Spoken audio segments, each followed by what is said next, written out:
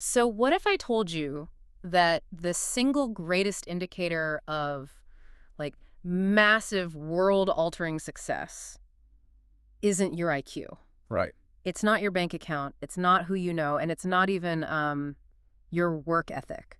Which goes against basically everything we're taught. Exactly. What if the most crucial ingredient is actually your capacity for just absolute unhinged delusion? Welcome to today's deep dive. We are so incredibly glad you're here with us. Yeah, thanks for joining us. We have this really fascinating piece of source material on the table today, and we're going to just tear it apart to see how it works. It is a profoundly interesting piece of tape.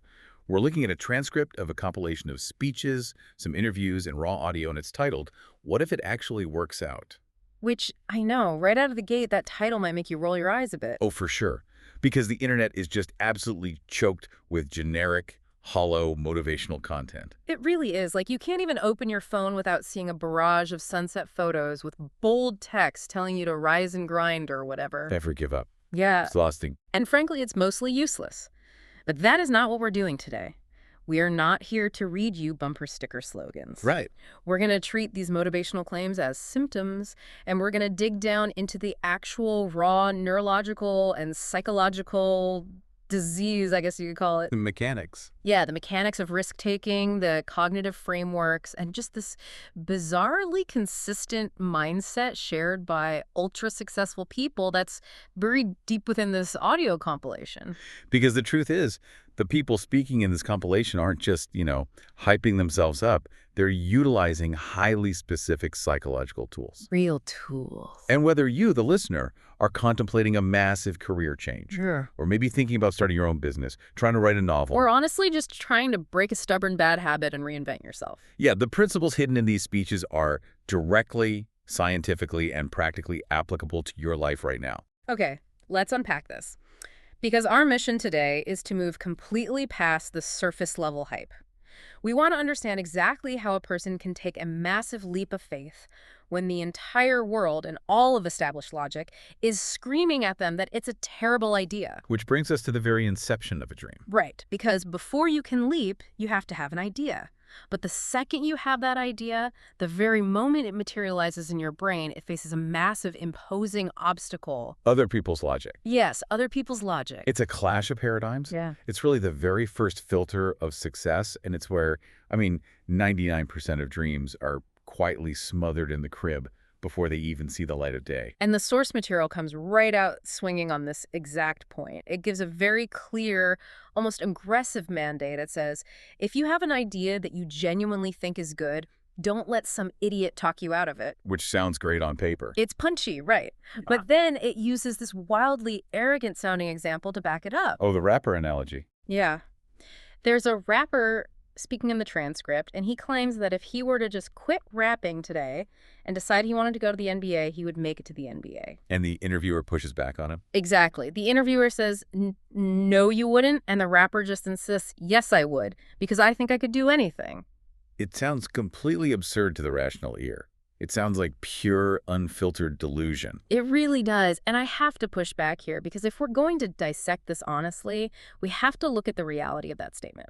Yeah. Let's make this concrete. Okay. If my accountant friend calls me tomorrow out of the blue and says, I'm quitting my accounting firm, I'm going to become an astronaut, my logic immediately says, absolutely not. Sure. You don't have the background, you don't have the physical training, you haven't studied orbital mechanics. Yeah. Isn't it my moral duty as a good friend to tell him he's making a terrible mistake? Well, Like, if I just smile and nod, aren't I setting him up to ruin his life? Is this source really telling us to be completely irrational and ignore our friend's good advice? what's fascinating here is the underlying psychology of what the speaker calls historical knowledge, Okay. and why your reaction to your accountant friend is perfectly normal, but also fundamentally flawed when it comes to human potential. Flawed. How so? Because when your friend says they want to be an astronaut, you're judging their ambition based on your logic, your reasoning, and society's knowledge of history. Right, because history tells me that 35-year-old accountants don't suddenly go to space. Exactly. Society uses historical data to predict future outcomes. It's called Bayesian inference in statistics. Bayesian inference. Yeah.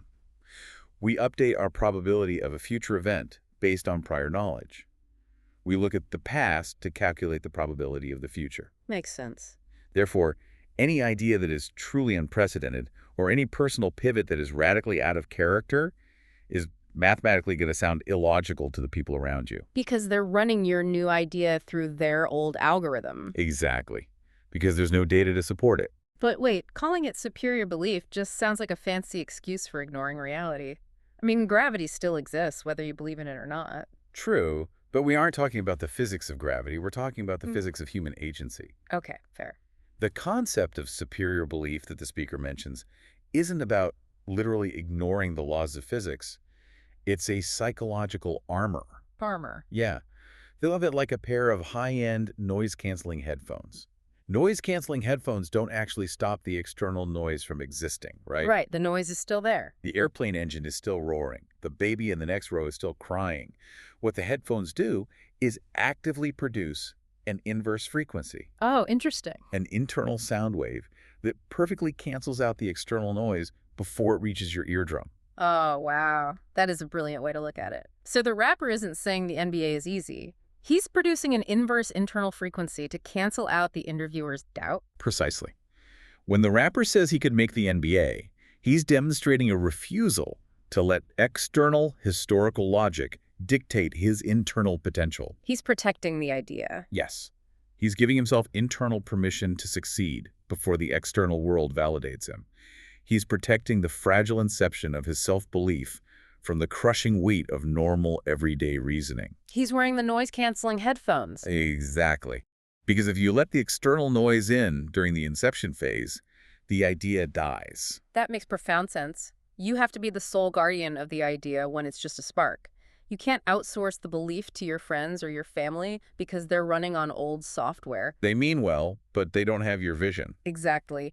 And there's another incredible moment in the transcript that backs this up beautifully. A multimillionaire is speaking, and they make a really unexpected confession. Oh, the part about earning the money. Yeah. They say that actually earning the $1 million was the easiest part of the journey. The most difficult thing they ever did in their entire life was to actually believe it could happen to them. Which perfectly illustrates the invisible battle of success. We tend to obsess over the mechanics, right? The emails, the pitch decks. The late nights, the product development. But that is just labor. Labor is solvable. Right. You can just do the work. The true friction is cognitive. The true friction is holding on to that superior belief when you have absolutely zero evidence in your bank account or in your social standing that you're right. It is maintaining that inverse frequency when the world is screaming at you that you're a failure. Yes. And speaking of having zero evidence but massive belief, let's talk about what happens when you have to convince other people to join your delusion. This is where it gets fun. The transcript highlights this incredibly surreal, iconic moment. It's a chronological mashup of startup legends, but it paints a staggering picture. It really does. It describes early, grainy footage of these two guys standing in what looks like a messy, unimpressive room. They call this tiny, cluttered space the first office of Amazon.com. Then they introduce themselves as Chad and Steve, who we know as the founders of YouTube, and then they casually announce they've just been acquired by Google. It's a total conceptual mashup. Yeah, but the point it makes is massive. It's the ultimate testament to unimaginable success, starting from absolutely nothing but a cheap camera and a weird idea. If you had walked into that messy room on day one and applied standard historical logic, you would have told them to get real jobs. Because the statistics of startup failure are astronomical. We all know this. Their families probably told them it was risky. Their friends probably thought it was a cute hobby that was going nowhere. But they possess that superior belief. Exactly. They operated in a different paradigm. They weren't looking at the statistical mean. They were aiming for the extreme outlier, the standard deviation. And to reach the extreme outlier, you cannot use the math of the average. You just can't. Okay, so we've established that this superior belief, this noise-canceling headphone effect, is an absolute necessity to shield your ideas from the perfectly reasonable, perfectly logical doubts of other people. Right. But internal belief is just the starting line. You can't just sit in a messy room believing really hard and expect Google to buy you. No, you cannot. The source argues that to execute, we have to fundamentally and completely change how we calculate the mathematics of risk. We have to rewire our understanding of failure entirely, from the ground up. And the source presents a really fascinating mathematical metaphor here. It asks the listener to choose between two scenarios. Okay. Scenario 1. Is it better to take 8 big risks in life, miss the mark on 1, and successfully achieve 7? Or, Scenario 2. Is it better to take 100 risks and achieve only 8 of them? And the speaker asserts that if there is a higher power, if there is a God, he's looking down and saying, go for the 100 and get 8. Don't go for 8 and get 7. Now let's break down why that feels so wrong to our modern brains. Yeah, let's look at the math. On the surface, the success rate of the first scenario is phenomenal. 7 out of 8 is an 87.5% success rate. You're getting an A or a B plus in life. Exactly. The second scenario, getting 8 out of 100, is an 8% success rate. Traditional logic, the logic we're indoctrinated with from the moment we enter the school system, tells us that the person who gets an 87% is the smart one. The successful one. Right. And the person who gets an 8% is a total abysmal failure. But here's where it gets really interesting. Oh, I love this part. If we do the math on the 100 risk scenario, you aren't just getting an 8%. You are actively failing 92 times. 92 times. You are putting yourself out there, trying, exposing yourself, and falling flat on your face 92 separate times, compared to just one single failure in the 8-risk scenario. I mean, think about the emotional toll of 92 failures. But it completely flips our obsession with perfection. It does. It's like a baseball player. If you want to break the all-time home run record, you cannot step up to the plate trying to protect your batting average. You have to swing for the fences every single time. And historically, the guys who hit the most home runs, like Reggie Jackson or Babe Ruth, they frequently lead the league in strikeouts too. The volume of the swings is the only thing that dictates the magnitude of the outcome. That is a perfect analogy. The volume of swings is what matters, not the batting average. Yeah. What the speaker is dismantling here is the deeply ingrained illusion of the safe bet. The text issues a very stern warning against what it calls the timid approach to life, especially for people in their 20s, but really at any age. It explicitly says that seeking safety, coming back with even money, or playing it so cautious that you avoid striking out is dead wrong. But I have to push back again because we need to understand why it's so hard to do this. Why is the timid approach so appealing? Comfort. Humans love safety. It feels incredibly good to not be rejected 92 times. I don't want to get laughed at 92 times. Why should I subject myself to that? Because you're fighting millions of years of evolutionary biology. Biology again. Yes. The behavioral economics term for this is loss aversion, famously studied by Daniel Kahneman and Amos Tversky. Okay. Loss aversion dictates that humans feel the pain of losing something roughly twice as powerfully as they feel the pleasure of gaining something of equal value. Meaning, finding a $20 bill on the street feels good, but losing a $20 bill from your pocket ruins your entire morning. Exactly. And there is a profound evolutionary reason for this. Imagine our ancestors on the savannah. Right. If you take a risk and find an extra bush of berries, you get a surplus of calories. You feel good. But if you take a risk and eat a poisonous berry, or you lose your one safe meal to a predator, You don't just feel bad, you die. you exit the gene pool. Evolution hardwired us to protect what we have, to prioritize a 90% success rate on small, safe bets. We are biologically wired to seek comfort and conserve energy. But in the modern world, playing it safe guarantees stagnation. If you only take 8 risks your entire life, your life remains very, very small. That makes the redefinition of the word sin in the transcript so much more impactful. Oh, the archery term. Yes. The source brings up this fascinating linguistic point. It points out that the original ancient Greek context of the word sin, the word hamartia, was actually an archery term. It didn't originally mean a moral failing or an evil act. Right. It simply meant to miss the mark. To pull back the bow, fire the arrow, and fail to hit the bullseye.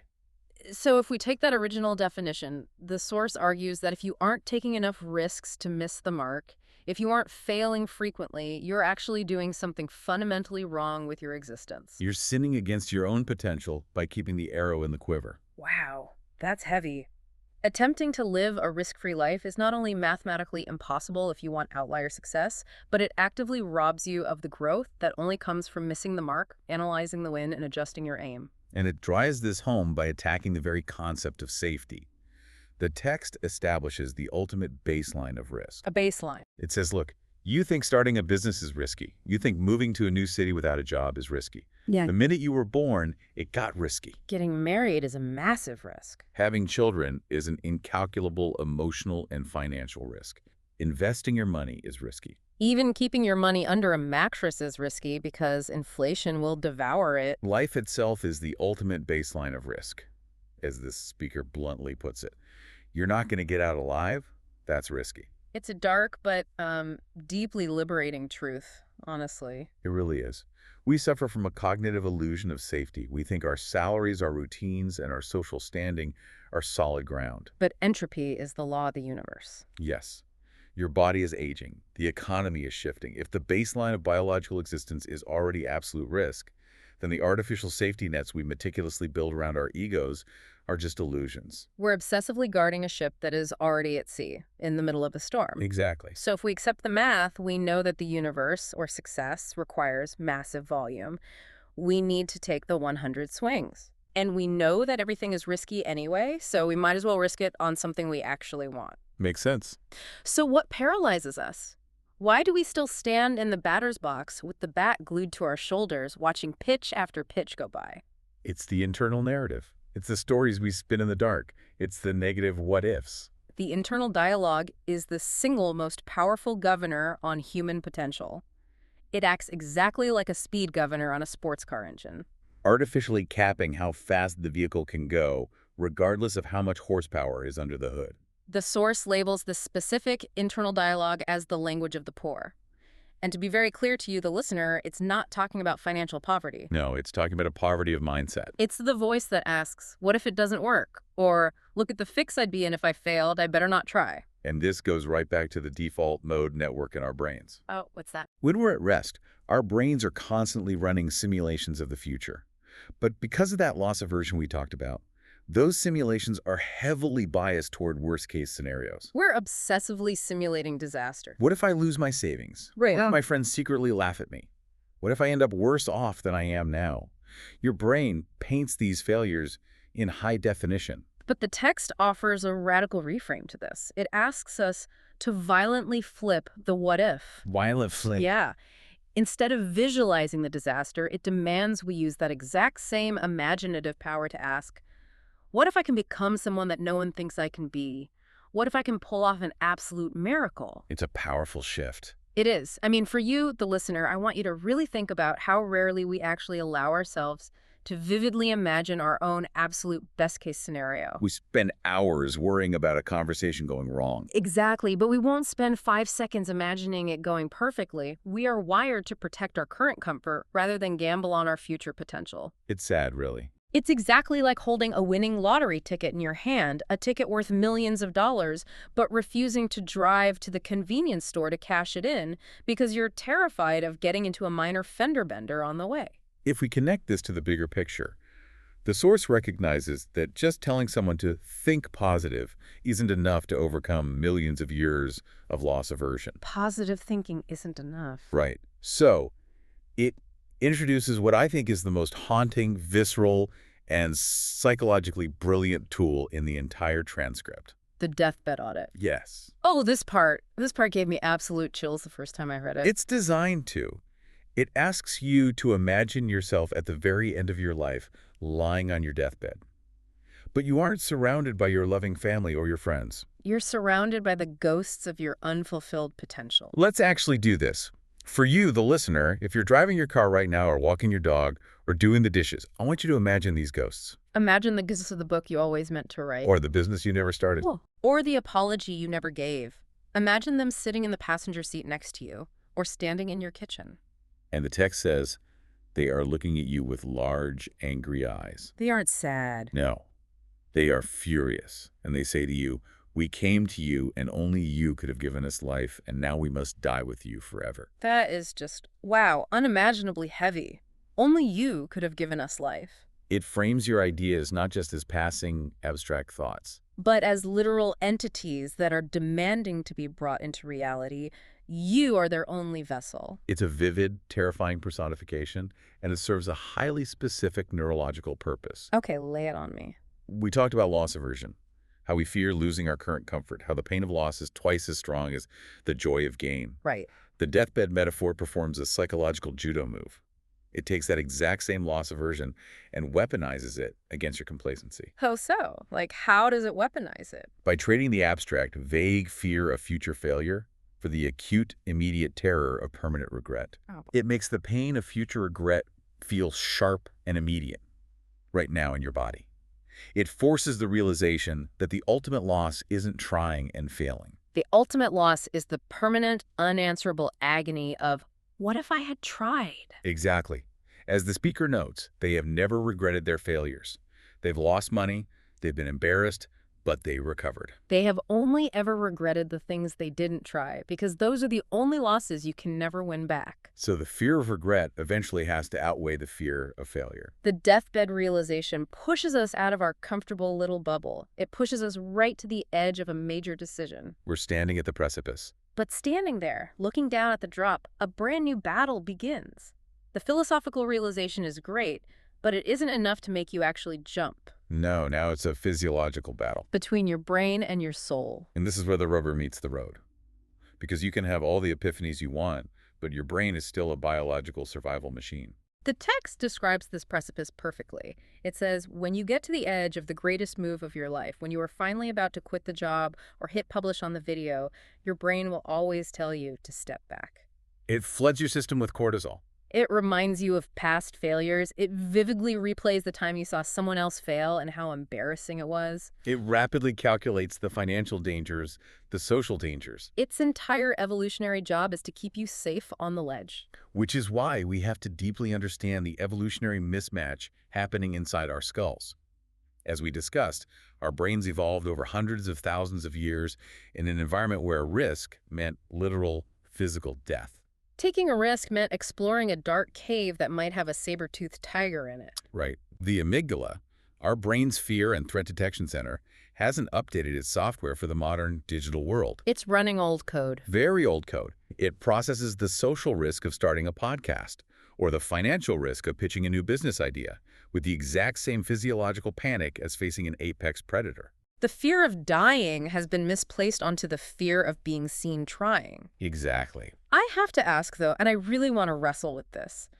If the brain, the amygdala, is just doing its evolutionary job to keep us alive, isn't it completely reckless to just ignore it? It's a fair question. Like, it genuinely feels like terrible advice to say, hey, your brain is screaming danger, just shut it off. It's like the brain is this overprotective helicopter parent. Helicopter parent. I like that. It genuinely loves you. It means well. It wants to keep you from scraping your knee. But if you listen to that helicopter parent forever, you'll never take the training wheels off the bike. You'll never leave the driveway. Right. How do we know the difference between a metaphorical cliff we should jump off and a literal cliff that will ruin our lives? That is the exact tension the source highlights, and it's the most difficult part of the human experience. You cannot delete the brain's warning system.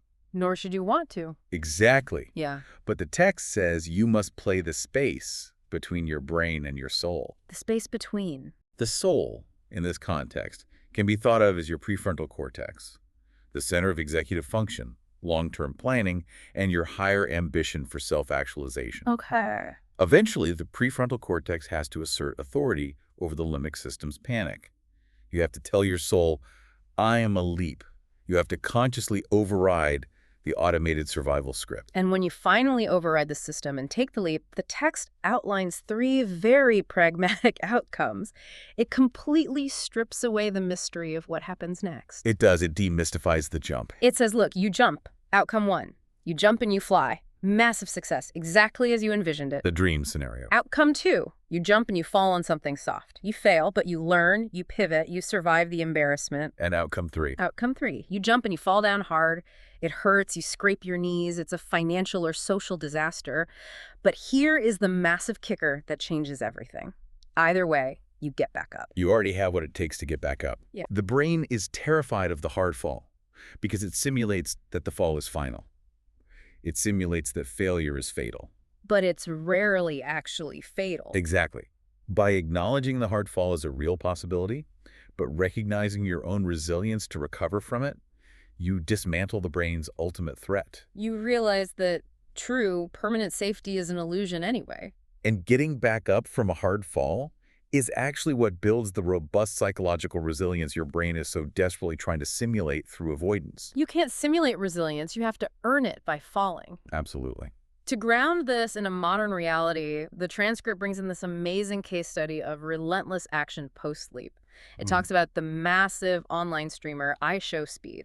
Oh, yes. And it's a testament to what happens when you leap and then just refuse to stop falling forward. The audio talks about him sparking up that very first stream. He had one single viewer. Just one person in the entire world watching him. Most people would quit right there. The social embarrassment of broadcasting to an empty room is too much. It's agonizing. But that one viewer made him keep going. Week 2, he's averaging 4 viewers. Week 3, 8 viewers. Week 4, 20 viewers. Incremental growth. He says, I did it every single night of my life. It's all I know. And eventually the audio cuts to him winning Streamer of the Year on a massive stage. It is the perfect modern embodiment of the 100 risks, the 100 swings we talked about earlier. He didn't jump and magically fly on day 1. No, he jumped, and then he flapped his wings maniacally every single night in the dark with an audience of 4 people. But let's look at the neuroscience of why that is so difficult. Let's do it. Most human behavior is driven by dopamine, specifically reward prediction error. We do something, we get a reward like a view or a like, and we get a dopamine spike that reinforces the habit. So when you stream to one person, you're getting basically 0 external chemical reward. Exactly. To keep going, he had to completely decouple his dopamine from external validation and attach it purely to the execution of the habit itself. He made the act of streaming the reward rather than the audience. He overrode the brain's desire to quit. That is incredible. He found a way to reward himself just for swinging the bat, regardless of whether he hit the ball. Yeah. And it's not just about the grind at the bottom when you have nothing. The source contrasts this streamer story with another case study from the absolute pinnacle of success. The rock band member. Right. A member of a massively successful rock band is quoted saying, I've got 87 million pounds in the bank, I've got a Rolls Royce, I'm part of the greatest band in the world. Am I happy with that? No, I'm not. I want more. That quote is absolutely vital to understanding this mindset. Why is that? Because it proves that the soul's override isn't just a temporary tool to escape poverty or achieve a baseline of comfort. It is an unstoppable internal motor. An engine that just keeps running. Psychologists call it the hedonic treadmill.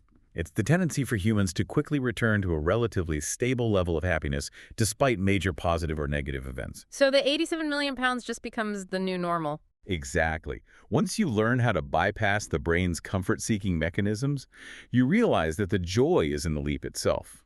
The joy is in the expansion of capability, the testing of limits, not just in the accumulation of the rewards. Okay, so let's recap where we are right now. You've shielded your idea from the idiots with your noise-canceling headphones of belief. Okay. You've accepted the mathematics of taking 100 risks and failing 92 times. Sure. You've looked your deathbed ghosts in the eye to weaponize your loss aversion. And you've silenced the evolutionary helicopter parent in your amygdala to finally step off the precipice. You are in the air. But how do you stay in the air? How do you actually build the bridge while you are falling?